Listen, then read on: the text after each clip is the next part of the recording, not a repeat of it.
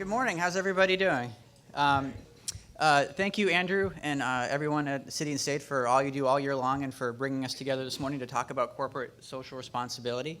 At GE, we like to think of ourselves as being a good corporate citizen. We've been engaged in the New York tech community for over 100 years now, and I want to say congratulations to everyone that was nominated and is getting an award today for all the great things that you are doing.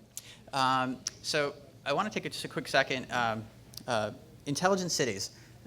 When you go out after this event, look up at a street light. Right now, it's just a simple light, goes on and off, and lights up the street. What we're deploying is a smart connected fixture. We put in cameras and sensors and all this great functionality backed by a robust data platform that takes unstructured data and turns it into exciting, actionable intelligence. And if I can, just give you a quick example. Pedestrian safety, big issue here in New York City.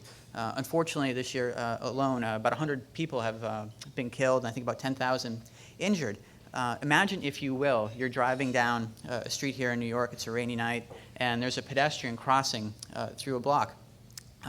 In your car on your GPS alerts you, because our camera has identified that pedestrian is there, and hopefully it gives you time to take appropriate action. And at the same time is able to identify or notify the pedestrian that there's a car coming. So that's just one of the exciting things that we're working on, environmental sensors and public safety, all these different things together.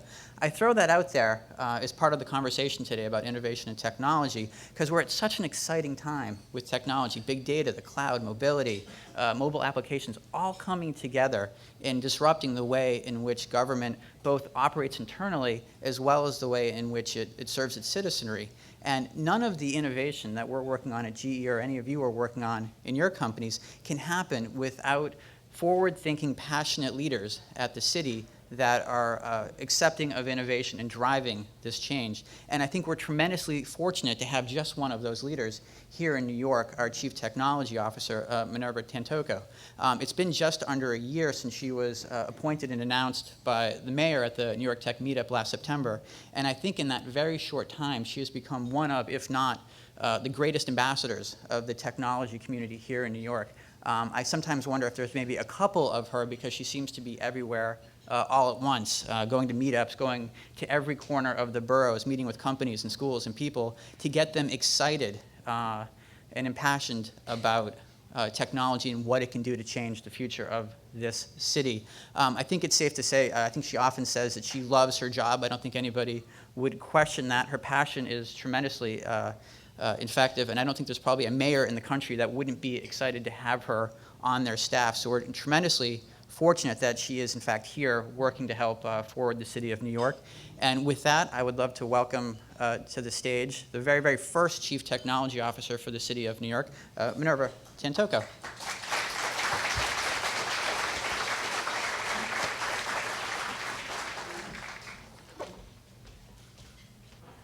Thank you so much for that really generous introduction, Jason. And full disclosure, I'm not actually Minerva Tantoko. I'm one of the clones.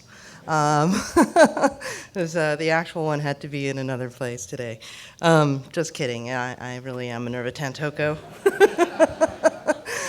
I sent the clone to another event. So, you know, I just want to thank especially, and Jason, I also really appreciated that you mentioned that, you know, GE's been involved in the tech sector for 100 years. We actually have had a tech sector for 100 years. I think that's really important to note.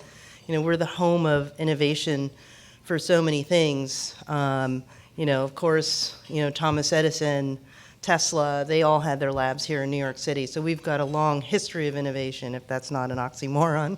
And I want to thank City and State, especially, for sponsoring this event.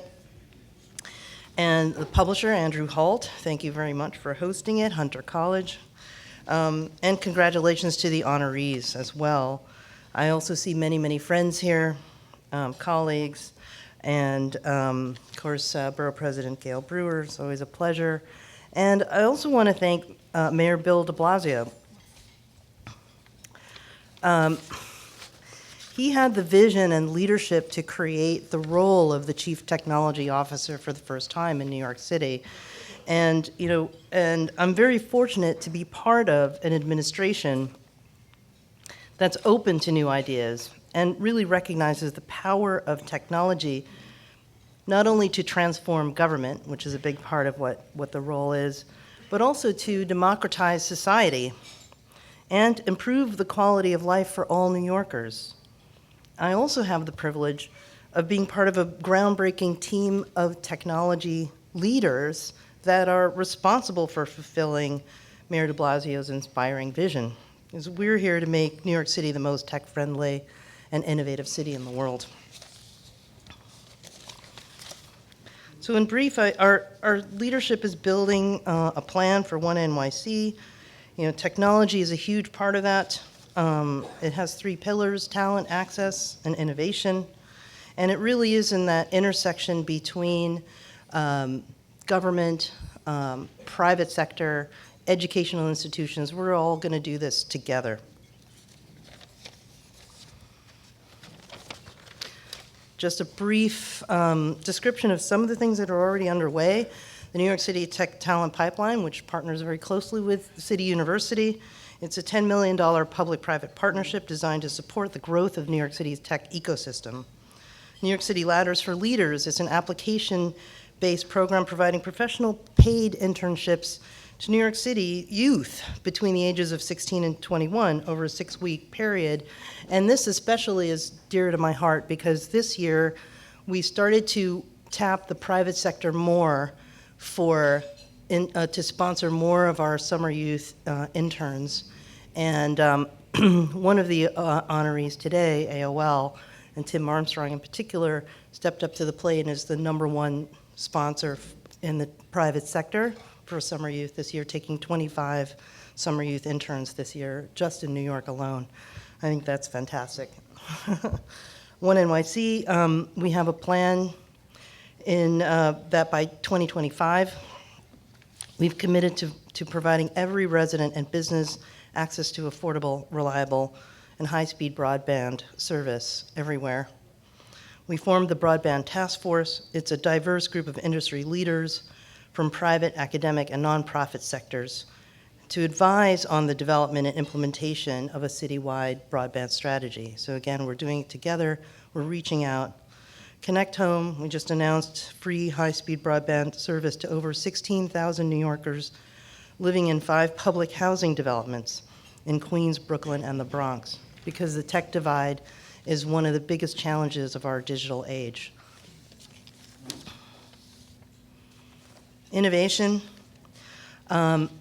We put out, my office, the Mayor's Office of Tech and Innovation, put out a call for innovation. Again, we're looking to partner with institutions of education and private sector companies to help us solve some of the city's toughest problems with technology, unique and innovative solutions to the problem of providing broadband access.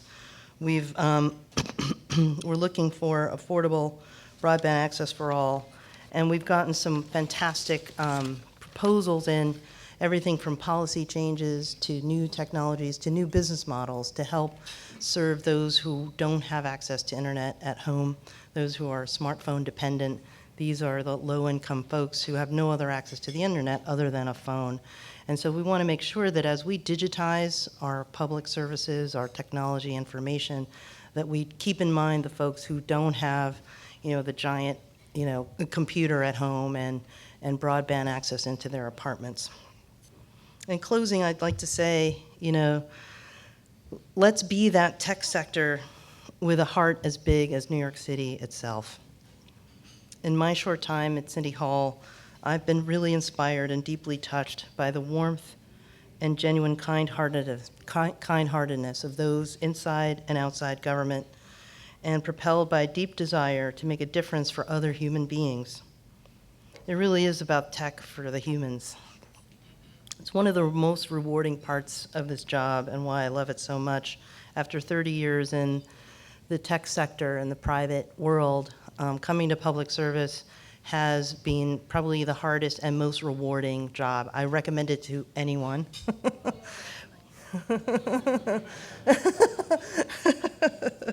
And I know the tech community is up to the challenge. So all it takes is the same hands-on, entrepreneurial spirit that brought this industry to where it is today. And after all, we can't sit around and wait for progress and opportunity to just happen. So together we can create a more just, equitable, and socially sustainable city. Thank you very much.